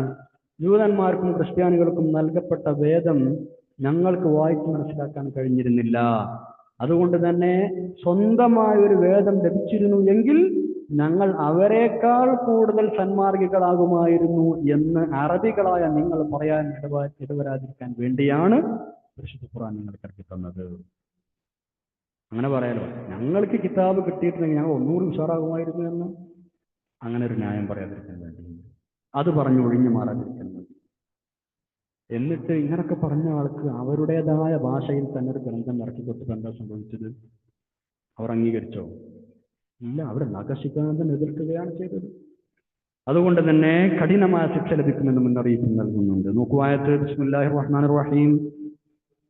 ഔ തഖൂലു ലൗ അന്നാ ഉൻസില അലൈന കിതാബു ലകുന്നാ അഹ്ദാ മിൻഹും ഫഖദ് ജാഅകും ബയ്യിനത്തും മിർ റബ്ബിക്കും വഹുദൻ വറഹ്മ ഫമൻ അദ്ലമു മിമ്മൻ കദ്ദബ ബിആയാത്തില്ലാഹി വസദഫ അൻഹാ സനജ്സി അല്ലദീന യസ്ദിഫൂന അൻ ആയാതിനാ സൂഅൽ അദാബി ബിമാ കാനൂ യസ്ദിഫൂൻ. ഔ തഖൂലു, അല്ലെങ്കിൽ നിങ്ങൾ പറയാതിരിക്കാൻ വേണ്ടി എന്ത്? ലൗ അന്നാ ഉൻസില അലൈനൽ കിതാബു, ഞങ്ങൾക്കൊരു ഗ്രന്ഥം ഇറക്കി തന്നിരുന്നുവെങ്കിൽ, ലകുന്ന, ഞങ്ങൾക്കൊരു ഗ്രന്ഥം അവതരിപ്പിക്കപ്പെട്ട് തന്നിരുന്നുവെങ്കിൽ, ലകുന്ന, ഞങ്ങൾ ആകുമായിരുന്നു അഹ്ദാ മിൻഹും, ആ രണ്ട് ത്വായിഫത്തിനേക്കാൾ, ആ രണ്ട് വിഭാഗത്തേക്കാൾ ഏറ്റവും നേർമാർഗം പ്രാപിച്ചവർ ഞങ്ങളാകുമായിരുന്നു എന്ന് നിങ്ങൾ പറയാതിരിക്കാൻ വേണ്ടി. ലോ അന്നാ ഉൻസില അലൈന കിതാബു ലകുന്ന അഹ്ദാ മിൻഹും, ഞങ്ങൾക്കൊരു വേദം അവതീർണമായിരുന്നുവെങ്കിൽ അവരെക്കാൾ നേർവഴി പ്രാപിക്കുന്നവർ ഞങ്ങളായേനെ എന്ന് നിങ്ങൾ പറയാതിരിക്കാൻ വേണ്ടിയാണ് ഈ ഗ്രന്ഥം അവതരിപ്പിച്ചു തന്നത്. എന്നിട്ട് അല്ലാഹു തആല പറയാണ്, ഇപ്പോൾ ഇതാ നിങ്ങൾക്ക് നിങ്ങളുടെ റബ്ബിന്റെ ഭാഗത്തുനിന്ന് വ്യക്തമായ ദൃഷ്ടാന്തം തെളിവ് വന്നിരിക്കുന്നു. വഹുദൻ, സന്മാർഗം എത്തിയിരിക്കുന്നു. വറഹ്മ, റഹ്മത്ത് ഇതാ എത്തിയിരിക്കുന്നു, ഇതാ വന്നിരിക്കുന്നു. അതുകൊണ്ട് ഇനി ഇത് അംഗീകരിക്കാതെ ആരെയും ധിക്കരിക്കുകയാണെങ്കിൽ ഫമൻ അദ്ലമു മിമ്മൻ കസ്സബ ബി ആയാത്തില്ലാഹ്, ഇങ്ങനെ അള്ളാഹുവിന്റെ ആയാത്തുകൾ നിഷേധിച്ച, ഇനിയും നിങ്ങൾ നിഷേധിക്കുകയാണെങ്കിൽ ഇങ്ങനെ നിഷേധിക്കുന്ന ആളുകളെക്കാൾ അക്രമി വേറെ ആരുണ്ട്? വസദഫ അൻഹാ, ഇതിൽ നിന്നും പിന്തിരിഞ്ഞു പോകുന്ന ആളുകളെക്കാളും അക്രമി ആരുണ്ട്? സദഫ എന്ന് പറഞ്ഞാൽ വ്യതിചലിക്കുക, മാറി നിൽക്കുക എന്നൊക്കെ. ഇതിൽ നിന്ന് വ്യതിചലിക്കുന്നവനേക്കാൾ അക്രമി ആരുണ്ട്? എന്നിട്ട് അല്ലാഹു തആല പറയാണ് സനജ്സിൽ ലദീന യസ്ദിഫൂന അൻ ആയാതിനാ സൂഅൽ അദാബി ബിമാ കാനൂ യസ്ദിഫൂൻ. നമ്മുടെ ദൃഷ്ടാന്തങ്ങളിൽ നിന്ന് പിന്തിരിഞ്ഞു പോകുന്നവർ, വഴിമാറി നടക്കുന്നവർ, അവർക്ക് നമ്മൾ പ്രതിഫലമായി കഠിന ശിക്ഷ നൽകുന്നതാണ്. സനജ്സി, നമ്മൾ പ്രതിഫലമായി നൽകും. ആർക്ക്? അല്ലദീന യസ്ദിഫൂന, ഇങ്ങനെ വ്യതിചലിച്ച് പിന്തിരിഞ്ഞു നടക്കുന്ന ആളുകൾക്ക്, അൻ ആയാതിനാ, നമ്മുടെ ദൃഷ്ടാന്തങ്ങളെ സൂഅൽ അദാബി, കഠിനമായ ശിക്ഷ നൽകും, മോശമായ ശിക്ഷ നൽകും. ബിമാ കാനൂ യസ്ദിഫൂൻ, അവർ വഴിമാറി നടന്നത് കാരണം, വ്യതിചലിച്ചത് കാരണം. അല്ല, ഇവരെ പോലെ കണ്ട, ഇവർ കുട്ടികളെ പോലെ ഒരു ബാലിശമായ വാദമാണ് ഇവർ നേരത്തെ പറഞ്ഞത്. നമ്മളൊക്കെ അങ്ങനെ ഇടക്കിടക്ക് വീമ്പളക്കാറുണ്ട് അല്ലേ? ഓന്റെ സ്ഥാനത്താണ് ഞാനെങ്കിൽ, അവന്റെ സ്ഥാനത്ത് ഞാനായിരുന്നെങ്കിൽ, അവന്റെ കയ്യിലുള്ള കാശ് എൻ്റെ അടുത്തായിരുന്നെങ്കിൽ, ആ ജോലി എനിക്കാണ് കിട്ടിയിരുന്നെങ്കിൽ ഞാൻ അങ്ങനെയാക്കും ഇങ്ങനെയാക്കും എന്നൊക്കെ പറഞ്ഞ് വീമ്പളക്കാരുണ്ട് നമ്മൾ. അതേപോലെയാണ് മുശ്രിക്കുകൾ പറഞ്ഞത്, ഞങ്ങൾക്കൊരു കിതാബ് കിട്ടിയിരുന്നെങ്കിൽ ഞങ്ങൾ ഉഷാറാവുമായിരുന്നു. ഇതൊരു കിട്ടിയോക്കിയപ്പോഴോ അതിനെ എതിർക്കുകയാണ് ചെയ്തത്. നമ്മളും അങ്ങനെ തന്നെ. കാരണം നമ്മളിപ്പോൾ ഇങ്ങനെ വിചാരിക്കും, കുറേ സമ്പത്തിന്റെ കയ്യിൽ വന്നാൽ ഞാൻ അങ്ങനെ ആക്കും, ഞാൻ വന്നു കഴിഞ്ഞാൽ പോലെ മാറും. അല്ലാഹു നമ്മളെ കാക്കട്ടെ.